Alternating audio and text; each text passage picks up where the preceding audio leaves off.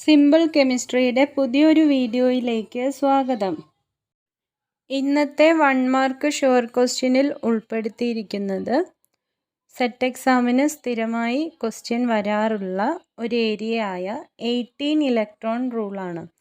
18 electron റൂളിനെ അടിസ്ഥാനപ്പെടുത്തി 3 തരത്തിലുള്ള questions കാണാറുണ്ട്. അതിലുള്ള ഒന്നാമത്തെ question, which of the following is an 18 electron species? താഴെ തന്നിരിക്കുന്നതിൽ 18 ഇലക്ട്രോൺ റൂള് ഒബേ ചെയ്യുന്ന സ്പീഷീസ് ഏതാണ്? അടുത്ത ക്വസ്റ്റ്യൻ വരുന്നത്, which one of the following complex is stable? താഴെ തന്നിരിക്കുന്നതിൽ സ്റ്റേബിൾ കോംപ്ലക്സ് ഏതാണ്? Next question, which of the following undergo oxidation നടക്കാൻ സാധ്യതയുള്ള complex ഏതാണ്? നമ്മളിപ്പോൾ പറഞ്ഞ 3 തരം ക്വസ്റ്റ്യൻസും ഈ ഒരു ഏരിയയിൽ നിന്ന് വന്ന് കണ്ടിട്ടുണ്ട്. ഇപ്പോൾ 18 ഇലക്ട്രോൺ റൂളിനെ അടിസ്ഥാനപ്പെടുത്തി വേണം ഈ 3 ക്വസ്റ്റ്യൻസിൻ്റെയും ആൻസർ നമ്മൾ കണ്ടെത്താൻ. 18 ഇലക്ട്രോൺ റൂൾ എന്താണെന്ന് നോക്കാം. When A metal complex has 18 വാലൻസ് electrons, it is said to have achieved the same electron configuration as the noble gas in the period. അതായത് ഒരു മെറ്റൽ കോംപ്ലക്സിൽ 18 വാലൻസ് ഇലക്ട്രോൺസ് ഉണ്ടെങ്കിൽ അതിൻ്റെ അർത്ഥം ആ മെറ്റൽ കോംപ്ലക്സ് ഉൾപ്പെടുന്ന പീരിയഡിലെ നോബിൾ ഗ്യാസിൻ്റെ അതേ സ്റ്റേബിൾ കോൺഫിഗറേഷൻ ഈ ഒരു മെറ്റൽ കോംപ്ലക്സ് അറ്റൈൻ ചെയ്തു എന്നുള്ളതാണ്. അതുപോലെ തന്നെ മെറ്റൽ കോംപ്ലക്സിന് 18 ഇലക്ട്രോൺസ് ഉണ്ടെങ്കിൽ ആ ഒരു കോംപ്ലക്സ് സ്റ്റേബിൾ കോംപ്ലക്സ് ആയിരിക്കും, ഒരു സ്റ്റേബിൾ കോമ്പൗണ്ട് ആയിരിക്കും അതെന്ന് നമുക്കതിൽ നിന്ന് മനസ്സിലാക്കാൻ പറ്റും. അതായത് 18 ഇലക്ട്രോൺ റൂളും സ്റ്റെബിലിറ്റിയും തമ്മിലുള്ള റിലേഷനാണത്. അതുപോലെ തന്നെ തന്നിട്ടുള്ള ഒരു മെറ്റൽ കോംപ്ലക്സിന് ഗ്രേറ്റർ ദാൻ 18 ഇലക്ട്രോൺസ് ആണ് ഉള്ളതെങ്കിൽ അതിൻ്റെ അർത്ഥം അത് സ്റ്റേബിൾ അല്ല. അപ്പോൾ സ്റ്റേബിൾ ആവാൻ വേണ്ടിയിട്ട് ആ metal complex positive charge attain ചെയ്യുകയാണ് ചെയ്യുക. അതായത് ഓക്സിഡേഷൻ ആയിരിക്കും അവിടെ സാധ്യതയുള്ളത്. ഇതുപോലെ തന്നെ 18 ഇലക്ട്രോൺസിലും ലെസ് ഇലക്ട്രോൺസ് ആണ് വരുന്നതെങ്കിൽ, 18ലും കുറവ് ഇലക്ട്രോൺസ് ആണ് വരുന്നതെങ്കിൽ ആ മെറ്റൽ കോംപ്ലക്സ് നെഗറ്റീവ്ലി ചാർജ്ഡ് ആയി മാറാനുള്ള ഒരു ടെൻഡൻസി ആയിരിക്കും ഉണ്ടാവുക. അപ്പോൾ നമുക്ക് 18 ഇലക്ട്രോൺസ് ഉണ്ടോ അല്ലെങ്കിൽ അതിലും കുറവാണോ കൂടുതലാണോ എന്നതിനെ അടിസ്ഥാനപ്പെടുത്തിയിട്ട് സ്റ്റേബിൾ ആണോ, ഓക്സിഡേഷൻ ആണോ സാധ്യത അല്ലെങ്കിൽ റിഡക്ഷൻ ആണോ സാധ്യത എന്നുള്ള കാര്യം പറയാൻ പറ്റും. ഇനി നമുക്ക് തന്നിട്ടുള്ള metal complex 18 electron rule obey ചെയ്യുന്നുണ്ടോ ഇല്ലയോ എന്ന് നോക്കണമെങ്കിൽ നമ്മൾ ആദ്യം കൺസിഡർ ചെയ്യേണ്ടത് അതിലെ ലിഗാൻസ് എത്ര ഇലക്ട്രോൺ കോൺട്രിബ്യൂട്ട് ചെയ്യും എന്നുള്ളതാണ്. ഒരു ലിസ്റ്റ് തന്നിട്ടുണ്ട്. ഹാപ്റ്റോ ലിഗാൻസ് ഉള്ള മെറ്റൽ കോംപ്ലക്സ് ആണെങ്കിൽ, ഹാപ്റ്റോ ലിഗാൻസ് ഉള്ള കേസാണെങ്കിൽ ഹാപ്റ്റോ ലിഗാൻഡിൻ്റെ ഹാപ്റ്റിസിറ്റി തന്നെ ആയിരിക്കും ഇലക്ട്രോൺ കോൺട്രിബ്യൂഷൻ. അതായത് ഹാപ്റ്റിസിറ്റി 5 ആയിട്ടുള്ള ഒരു ഹാപ്റ്റോ ലിഗാൻഡ് ആണെങ്കിൽ അതിലെ ഇലക്ട്രോൺ കോൺട്രിബ്യൂഷൻ എന്ന് പറയുന്നത് 5 ആണ്. 6 ഹാപ്റ്റിസിറ്റി ഉള്ള ഒരു ലിഗാൻഡിൻ്റെ കേസിൽ 6 ഇലക്ട്രോൺ കോൺട്രിബ്യൂഷൻ ആയിരിക്കും ആ ഒരു ലിഗാൻഡിൻ്റെ ഭാഗത്തു നിന്നും ഉണ്ടാവുക. അടുത്തത് COPR3 NR3 പോലെയുള്ള ലിഗാൻസ് ആണ് മെറ്റൽ കോംപ്ലക്സിലുള്ളതെങ്കിൽ 2 ഇലക്ട്രോൺ കോൺട്രിബ്യൂഷൻ ആണ് ഉണ്ടാവുന്നത്. അതുപോലെ തന്നെ NO അല്ലെങ്കിൽ നൈട്രോസിൽ ലിഗാൻസിൻ്റെ കേസിൽ 2 ടൈപ്പ് ഉണ്ട്. ലീനിയർ NO ലിഗാൻഡും അതുപോലെ തന്നെ ബെൻഡ് NO ലിഗാൻഡും ഉണ്ട്. അപ്പോൾ ലീനിയർ ആണെങ്കിൽ 3 ഇലക്ട്രോൺസ് ആണ് കോൺട്രിബ്യൂട്ട് ചെയ്യുന്നത്, NO ആണെങ്കിൽ 1 ഇലക്ട്രോൺ ആണ് ഉള്ളത്. അപ്പോൾ നമ്മൾ ഇതിൽ നിന്ന് മനസ്സിലാക്കേണ്ടത് തന്നിട്ടുള്ള ക്വസ്റ്റ്യനിൽ NO ലിഗാൻഡ് കണ്ടാൽ അത് ലീനിയർ ആണോ ബെൻഡ് ആണോ എന്നുള്ളത് നമുക്കറിയില്ല. അപ്പോൾ നമ്മൾ അവിടെ 3 വെച്ചും അതുപോലെ 1 വെച്ചും നമ്മൾ സബ്സ്റ്റിറ്റ്യൂട്ട് ചെയ്യണം. എപ്പോഴാണോ നമുക്ക് 18 ഇലക്ട്രോൺസ് കിട്ടുന്നത് ആ ടൈപ്പ് ലിഗാൻഡ് ആയിരിക്കും അതിലുണ്ടാവുക. അടുത്തത് കാർബീൻ ലിഗാൻസ് ആണെങ്കിൽ 2 ഇലക്ട്രോൺസ് ആണ് കോൺട്രിബ്യൂട്ട് ചെയ്യുന്നത്. കാർബൈൻസിൻ്റെ കേസിൽ 3 ഇലക്ട്രോൺസ് ആണ് കോൺട്രിബ്യൂഷൻ. ഈ ഒരു ലിസ്റ്റ് ലിഗാൻസിൻ്റെ ഈ ഒരു ലിസ്റ്റ് കംപ്ലീറ്റ് അല്ല, നമുക്ക് അത്യാവശ്യം സ്ഥിരമായി ചോദിക്കുന്ന ടൈപ്പ് ലിഗാൻസ് മാത്രമേ ഉൾപ്പെടുത്തിയിട്ടുള്ളൂ. ഇനി അടുത്തത് നമ്മൾ മെറ്റൽ കോംപ്ലക്സിലെ മെറ്റൽ കോൺട്രിബ്യൂഷനാണ് നോക്കുന്നത്. അപ്പോൾ അതിനായിട്ട് ഓർഗാനോ മെറ്റാലിക് കെമിസ്ട്രിയിലെ ഏത് ക്വസ്റ്റ്യൻ ചെയ്യുകയാണെങ്കിൽ നമുക്ക് നിർബന്ധമായിട്ടും നമ്മൾ പഠിച്ചിരിക്കേണ്ടതാണ് സ്കാൻഡിയം മുതൽ സിങ്ക് വരെയുള്ള മെറ്റൽസിൻ്റെ ഓർഡർ നമ്മൾ പഠിച്ചിരിക്കണം. Scandium, titanium, vanadium, chromium, manganese, iron, cobalt, nickel, copper, zinc. ഇനി അതുപോലെ തന്നെ ഓരോ മെറ്റലും എത്ര ഇലക്ട്രോൺസ് ആണ് ആ മെറ്റലിൽ കോൺട്രിബ്യൂഷൻ ആയിട്ടുള്ളത് എന്നും നമ്മൾ പഠിച്ചിരിക്കണം. സ്കാൻഡിയത്തിൽ എസ് ഓർബിറ്റലിൽ 2 ഇലക്ട്രോൺസും അതുപോലെ ഡി ഓർബിറ്റലിൽ 1 ഇലക്ട്രോണും കൂടുമ്പോൾ 3 ഇലക്ട്രോൺസ് ആണ് ഔട്ടർ മോസ്റ്റ് ഉള്ളത്. അതുകൊണ്ട് സ്കാൻഡിയത്തെ നമുക്ക് D3 സിസ്റ്റം എന്ന് പറയാം. D3യിലെ 3 ഇലക്ട്രോൺസ് വരുന്നത് എസ്സിലെ 2ഉം ഡിയിലെ 1ഉം കൂടിയിട്ടാണ്.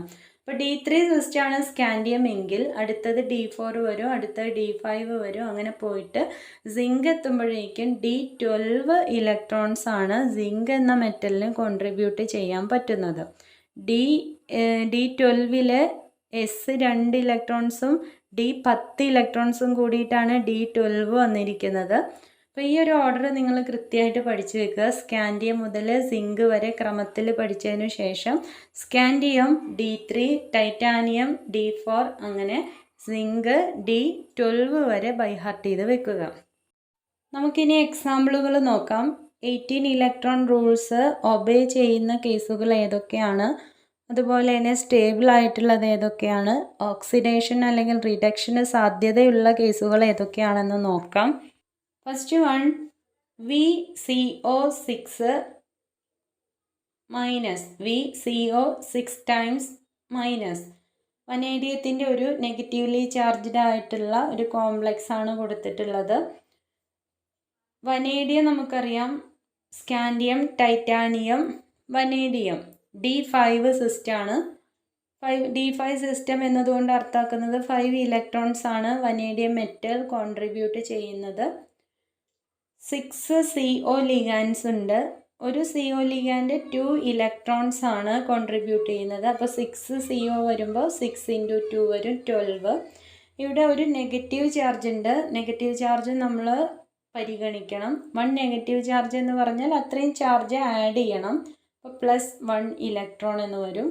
ഇത് ടോട്ടൽ നോക്കുമ്പോൾ നമുക്ക് കിട്ടും 18 ഇലക്ട്രോൺസ് ഉള്ള ഒരു കോംപ്ലക്സ് ആണ്, ഒരു മെറ്റൽ കോംപ്ലക്സ് ആണ് നമ്മുടെ ക്വസ്റ്റ്യൻ ആയിട്ട് വന്നത്. അതുകൊണ്ട് തന്നെ ആ ഒരു മെറ്റൽ കോംപ്ലക്സ് സ്റ്റേബിൾ ആണെന്ന് നമുക്ക് പറയാൻ പറ്റും. ഇനി ഇതേ ക്വസ്റ്റ്യൻ തന്നെ VCO6 ആയിരുന്നു വന്നിരുന്നതെങ്കിൽ നമുക്ക് കിട്ടുന്നത് 5 + 12 ആണ് വരിക, അല്ലേ? അപ്പോൾ നമുക്ക് മനസ്സിലായി 17 ഇലക്ട്രോൺസ് ആണ് VCO6ലുള്ളത്.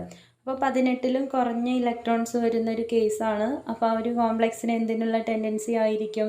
റിഡക്ഷൻ അല്ലെങ്കിൽ നെഗറ്റീവ് ചാർജ് അറ്റൈൻ ചെയ്യാനുള്ളൊരു ടെൻഡൻസി ആയിരിക്കും ഉണ്ടാവുക. നെഗറ്റീവ് ചാർജ് കിട്ടിക്കഴിഞ്ഞാൽ അത് 18 ഇലക്ട്രോൺസിൻ്റെ ഒരു കേസിൽ വരും. അത് ഏത് പീരിയഡിലാണോ അതിലുള്ള നോബിൾ ഗ്യാസിൻ്റെ അതേ സ്റ്റെബിലിറ്റിയുള്ള കോൺഫിഗറേഷൻ അറ്റൈൻ ചെയ്യും. അതുകൊണ്ട് സ്റ്റേബിൾ ആയിരിക്കും. അടുത്ത ക്വസ്റ്റ്യൻ MnCO6 ടൈംസ് പ്ലസ്. മാംഗനീസിൻ്റെ ഒരു കോംപ്ലക്സ് ആണിത്. മാംഗനീസ് നമുക്കറിയാം D7 സിസ്റ്റമാണ്. D7 എന്ന് പറയുമ്പോൾ 7 ഇലക്ട്രോൺസ് ആണ് കോൺട്രിബ്യൂട്ട് ചെയ്യുന്നത്. 6 CO ലിഗാൻസ്, 6 × 2 12 കോൺട്രിബ്യൂഷൻ +1 ഒരു പോസിറ്റീവ് ചാർജ് ഉണ്ട്. അപ്പോൾ ചാർജ് പോസിറ്റീവ് ആണെങ്കിൽ അത്രയും ഇലക്ട്രോൺസ് നമ്മൾ മൈനസ് ചെയ്യണം. നെഗറ്റീവ് ചാർജ് ആണെങ്കിൽ അത്രയും ഇലക്ട്രോൺസ് നമ്മൾ ആഡ് ചെയ്യണം. അപ്പോൾ ഇവിടെ മൈനസ് ചെയ്യുമ്പോൾ നമുക്ക് കിട്ടുന്നത് 18 ഇലക്ട്രോൺസ് ആണ്. ഇനി ഇവിടെ നേരത്തെ പറഞ്ഞതുപോലെ ചാർജ് ഇല്ലായിരുന്നുവെങ്കിൽ 19 ഇലക്ട്രോൺസ് ആണ് ഉണ്ടാവുക. 18ലും കൂടുതൽ ഇലക്ട്രോൺസ് വരുന്ന കേസാണ് നമ്മൾ പഠിച്ചിട്ടുണ്ട്. എബോ 18 ഇലക്ട്രോൺസ് വന്നു കഴിഞ്ഞാൽ ആ ട്രാൻസിഷൻ മെറ്റൽ കോംപ്ലക്സ് ഓക്സിഡേഷനുള്ളൊരു ടെൻഡൻസിയാണ്, പോസിറ്റീവ്ലി ചാർജ്ഡ് ആയിട്ട് മാറുകയാണ് ചെയ്യുന്നത്.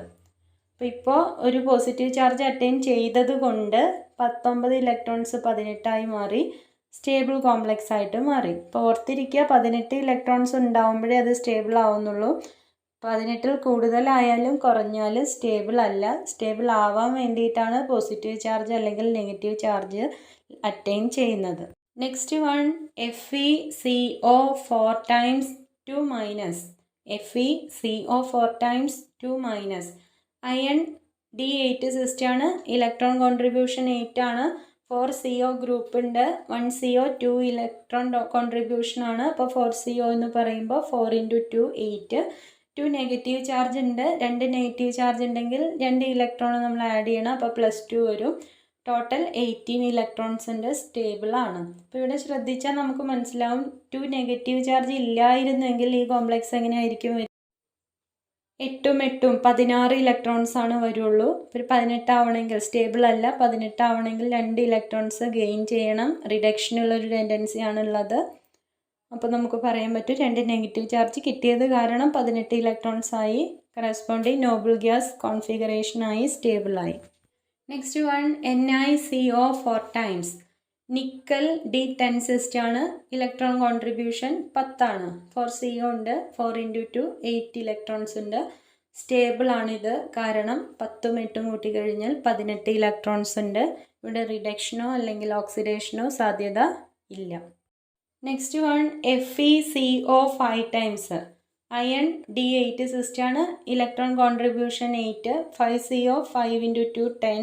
Total 18 electrons. Stable. Next one CrCO 6 times. CrCO 6 times. അപ്പോൾ ഇവിടെയുള്ള മെറ്റൽ കോൺട്രിബ്യൂഷൻ എന്ന് പറയുന്നത് ക്രോമിയം D6 6 ഇലക്ട്രോൺസ്. അതുപോലെ ലിഗാൻസ്, കാർബണൈൽ ലിഗാൻസ് ആണ്. 6 കാർബണൈൽ ലിഗാൻസ് ഉണ്ട്. 6 × 2 12 ആണ്. ടോട്ടൽ 6 കാർബണൈൽ ഗ്രൂപ്പിൻ്റെ കോൺട്രിബ്യൂഷൻ. ടോട്ടൽ കോൺട്രിബ്യൂഷൻ നോക്കുമ്പോൾ 18 ഇലക്ട്രോൺസ് കിട്ടും. സ്റ്റേബിൾ കോംപ്ലക്സ് ആണ്. Next one Fe2CO 9. Fe2CO 9 times. ഈ ക്വസ്റ്റ്യൻ നമ്മൾ ഇതുവരെ ചെയ്തതിൽ നിന്ന് വ്യത്യാസമുണ്ട്. നേരത്തെ നമ്മൾ ഒരു മെറ്റൽ ഉള്ള കേസാണ് കൺസിഡർ ചെയ്തത്. പക്ഷേ ഇവിടെ 2 മെറ്റൽ വരുന്നുണ്ട്. അപ്പോൾ ഒന്നിലധികം മെറ്റൽസ് വരുമ്പോൾ മെറ്റൽ ബോണ്ട്സിനുള്ള സാധ്യത ഉണ്ടാവും. എത്ര മെറ്റൽ ബോണ്ട് ഉണ്ടെന്ന് കണ്ടെത്തിയിട്ട് അത്രയും എണ്ണം ഇലക്ട്രോൺ കോൺട്രിബ്യൂഷൻ കൂടി ഇവിടെ ആഡ് ചെയ്യേണ്ടതായിട്ട് വരും. എങ്ങനെയാണ് മെറ്റൽ ബോണ്ട്സ് കണ്ടുപിടിക്കുക എന്നുള്ള ഒരു വീഡിയോ മുന്നേ ചെയ്തിട്ടുണ്ടായിരുന്നു. അപ്പോൾ അതെല്ലാവരും കാണുക. ഇവിടെ നമ്മൾ മെറ്റൽ ബോണ്ട്സ് എങ്ങനെ കണ്ടുപിടിക്കും എന്നുള്ളത് എക്സ്പ്ലെയിൻ ചെയ്യുന്നില്ല. അപ്പോൾ നമുക്ക് നോക്കാം. ഈ ഒരു ക്വസ്റ്റ്യനിൽ 2 Fe മെറ്റലാണുള്ളത്. ഒരു Fe എന്ന് പറഞ്ഞാൽ, ഒരു അയൺ എന്ന് പറഞ്ഞാൽ D8 സിസ്റ്റാണ്. അപ്പോൾ 2 എണ്ണം വരുമ്പോൾ 2 × 8 16 ഇലക്ട്രോൺസ് വരും. ഇനി ലിഗാൻഡ് കോൺട്രിബ്യൂഷൻ നോക്കാം. 9 CO ലിഗാൻസ് ആണുള്ളത്. 9 × 2 18 ഇലക്ട്രോൺസ് വരും. ഇവിടെ 2 മെറ്റൽസ് ഉള്ളത് കാരണം മെറ്റൽ ബോണ്ടിങ് എത്രയുണ്ടെന്ന് കാൽക്കുലേറ്റ് ചെയ്യണം. Number of metal bonds is equal to 18n minus valence electrons divided by 2. ഈ ഒരു ഇക്വേഷൻ വെച്ചാണ് നമ്മൾ മുന്നേ മെറ്റൽ ബോണ്ട്സ് കണ്ടുപിടിച്ചിരുന്നത്. അപ്പോൾ ആ ഇക്വേഷൻ യൂസ് ചെയ്ത് കഴിഞ്ഞാൽ നമുക്ക് കിട്ടും Fe2CO 9 എന്ന് പറയുന്ന കോംപ്ലക്സിൽ ഒരു മെറ്റൽ ബോണ്ടാണുള്ളത്. ഒരു മെറ്റൽ ബോണ്ട് എന്ന് പറഞ്ഞാൽ 2 ഇലക്ട്രോൺ ആണ്. ഒരു ബോണ്ട് എന്ന് പറഞ്ഞാൽ 2 ഇലക്ട്രോൺസ് ആണ്. അപ്പോൾ ഇവിടെയുള്ള 1 അയൺ മെറ്റൽ ബോണ്ടിൽ ഉള്ള കോൺട്രിബ്യൂഷൻ എന്ന് പറയുന്നത് 2 ഇലക്ട്രോൺസ് ആണ്. അപ്പോൾ ഇതെല്ലാം കൂടി ആഡ് ചെയ്ത് കഴിഞ്ഞാൽ നമുക്ക് കിട്ടും 36 എന്ന് കിട്ടും. ഇനി 18 ഇലക്ട്രോൺ റൂൾ എന്ന് പറയുന്നത് ഓരോ മെറ്റലിനും ഉള്ളതാണ്. ഒന്നിലധികം മെറ്റൽസിൻ്റെ കേസിലല്ല 18 ഇലക്ട്രോൺസ് വരുന്നത്. അപ്പോൾ ഇവിടെ കിട്ടിയ ആൻസർ 36 എന്നത് 2 അയൺ ആറ്റം ഉൾപ്പെടുന്ന മെറ്റൽ കോംപ്ലക്സിൻ്റേതാണ്. അപ്പോൾ ഒരു അയൺ ആറ്റത്തിൻ്റെ എങ്ങനെ കണ്ടുപിടിച്ചാൽ മതി? കിട്ടിയ electrons divided by number of metals. അപ്പോൾ 36 ഡിവൈഡഡ് ബൈ 2 ചെയ്ത് കഴിഞ്ഞാൽ ആൻസർ കിട്ടുന്നത് 18 ആണ്, 18 ആണ്. അപ്പോൾ 18 ഇലക്ട്രോൺസ് ആണ് ഇവിടെ ഉള്ളത് പെർ മെറ്റൽ. ഓരോ മെറ്റലിനും 18 ഇലക്ട്രോൺസ് എന്ന രീതിയിലുണ്ട്. അതുകൊണ്ട് തന്ന മെറ്റൽ കോംപ്ലക്സ് സ്റ്റേബിൾ ആണ്. അപ്പോൾ ഇങ്ങനെയുള്ള ക്വസ്റ്റ്യനിൽ, അതായത് ഒന്നിലധികം മെറ്റൽസ് വരുന്ന മെറ്റൽ കോംപ്ലക്സിൻ്റെ കേസിൽ നമ്മൾ നേരത്തെ ചെയ്തതിലേറെ ഒരു സ്റ്റെപ്പ് കൂടി ആഡ് ചെയ്താൽ മതി. മെറ്റൽ ബോൺസ് കണ്ടുപിടിച്ചതിന് ശേഷം അതിനെ 2 കൊണ്ട് മൾട്ടിപ്ലൈ ചെയ്താൽ എത്ര ഇലക്ട്രോൺസ് ആണ് ആ ബോണ്ട് കോൺട്രിബ്യൂട്ട് ചെയ്യുന്നത് എന്നുള്ളത് കിട്ടും. ആ കാര്യം കൂടി ചെയ്യാൻ മറക്കാതിരിക്കുക. നെക്സ്റ്റ് വൺ CO4 CO12 കൊബാൾട്ടിൻ്റെ ഒരു കാർബണൈൽ കോംപ്ലക്സ് ആണ്. കൊബാൾട്ട് നമുക്കറിയാം D9 സിസ്റ്റാണ്. 9 ഇലക്ട്രോൺസ് ആണ് കോൺട്രിബ്യൂട്ട് ചെയ്യുന്നത്. ഇപ്പോൾ 4 CO ഉണ്ട്. 4 × 9 36 എന്ന് വരും. ഇവിടെ 12 CO ലിഗാൻഡ് ഉണ്ട്, കാർബണൈൽ ലിഗാൻഡ് ഉണ്ട്. അപ്പോൾ 12 × 2 24 എന്ന് വരും. ഇനി ക്വസ്റ്റ്യൻ നോക്കിയാൽ നമുക്ക് മനസ്സിലാവും 4 കൊബാൾട്ട് മെറ്റൽ ആണ് അതിനകത്തുള്ളത്. അപ്പോൾ ഇവിടെ നമ്മൾ എന്ത് ചെക്ക് ചെയ്യണം? മെറ്റൽ ബോൺസ് എത്ര ഉണ്ടെന്ന് നോക്കണം. മെറ്റൽ ബോൺസ് എങ്ങനെ കാൽക്കുലേറ്റ് ചെയ്യാം? Number of metal bonds is equal to 18n minus valence electrons divided by 2. n എന്ന് പറയുന്നത് നമ്പർ ഓഫ് മെറ്റൽസ് ആണ്. അപ്പോൾ അതൊക്കെ സോൾവ് ചെയ്ത് കഴിഞ്ഞാൽ നമുക്ക് കിട്ടും 6 മെറ്റൽ ബോൺസ് ആണ് അവിടെ കിട്ടുക. അപ്പോൾ 6 മെറ്റൽ ബോൺസ് വരുമ്പോൾ എത്ര ഇലക്ട്രോൺസ് കോൺട്രിബ്യൂട്ട് ചെയ്യും? ഒരു മെറ്റൽ ബോണ്ടിന് 2 ഇലക്ട്രോൺ. അപ്പോൾ 6 എണ്ണത്തിന് 12 ഇലക്ട്രോൺസ് ആണ് ഉണ്ടാവുക. ഇതെല്ലാം കൂടി ആഡ് ചെയ്ത് കഴിഞ്ഞാൽ നമുക്ക് 72 കിട്ടും. ഈ 72 ഇലക്ട്രോൺസ് എന്ന് പറയുന്നത് 4 കൊബാൾട്ട് മെറ്റൽ ഉൾപ്പെടുന്ന കോംപ്ലക്സിനാണ്. അപ്പോൾ നമുക്ക് ഒരു കൊബാൾട്ട് മെറ്റൽ ഉൾപ്പെടുന്ന മെറ്റൽ കോംപ്ലക്സിന് കറസ്പോണ്ടിങ് ആയിട്ടുള്ള ഇലക്ട്രോൺസ് ആണ് 18 ഇലക്ട്രോൺസ്. അതുണ്ടോയെന്ന് അറിയണമെങ്കിൽ കിട്ടിയ ടോട്ടലിനെ എത്ര മെറ്റൽസ് ഉണ്ടെന്ന് നോക്കിയിട്ട് ഡിവൈഡ് ചെയ്യുക. അപ്പോൾ 72/4 എന്ന് വരും. 18 ഇലക്ട്രോൺസ് ആണ് പെർ മെറ്റലിന് ഉള്ളത്. സ്റ്റേബിൾ കോംപ്ലക്സ് ആണ് തന്നിട്ടുള്ളത്. അടുത്ത ക്വസ്റ്റ്യൻ ReCO5PF3+. നേരത്തെ ചെയ്ത ക്വസ്റ്റ്യനിൽ നിന്ന് കുറച്ച് വ്യത്യാസമുണ്ട്. 2 ലിഗാൻഡ്സ് ഉള്ള കേസാണിത്. പോസിറ്റീവ്ലി ചാർജ്ഡ് മെറ്റൽ കോംപ്ലക്സ് ആണ്. റീനിയാണ് മെറ്റൽ ആറ്റ് ആയിട്ടുള്ളത്. അപ്പോൾ നമുക്കറിയാം റീനിയം എന്ന് പറയുന്നത് മാംഗനീസിൻ്റെ ഗ്രൂപ്പിലുള്ള ഒരു എലമെൻ്റ് ആണ്. ഇപ്പോൾ മാംഗനീസ് നമുക്കറിയാം D7 സിസ്റ്റാണ്. 7 ഇലക്ട്രോൺ ആണ് കോൺട്രിബ്യൂട്ട് ചെയ്യുന്നത്. അപ്പോൾ നമ്മൾ പഠിച്ച ആദ്യത്തെ സ്കാൻഡിയം മുതൽ സിങ്ക് വരെയുള്ള ട്രാൻസിഷൻ മെറ്റൽസിൻ്റെ ഗ്രൂപ്പിൽ വരുന്ന മറ്റ് മെറ്റൽസിനും അതേ എലമെൻറ്റിൻ്റെ തന്നെ ഇലക്ട്രോൺ കോൺട്രിബ്യൂഷനാണ് ഉണ്ടാവുക. അപ്പോൾ മാംഗനീസിൻ്റെ ഗ്രൂപ്പിൽ പെട്ടതാണ് റീനിയം. മാംഗനീസ് D7 സിസ്റ്റാണ്. റീനിയവും D7 സിസ്റ്റാണ്. മാംഗനീസ് 7 ഇലക്ട്രോൺസ് കോൺട്രിബ്യൂട്ട് ചെയ്യുന്നു. റീനിയവും അതുപോലെ തന്നെയാണ്. അപ്പോൾ rhenium D7 system 7 electron, 5 CO 5 carbonyl ligand ഉണ്ട്. 5 × 2 10 ഇലക്ട്രോൺസ് കിട്ടും. ഒരു PF3 ലിഗാൻഡാണ്.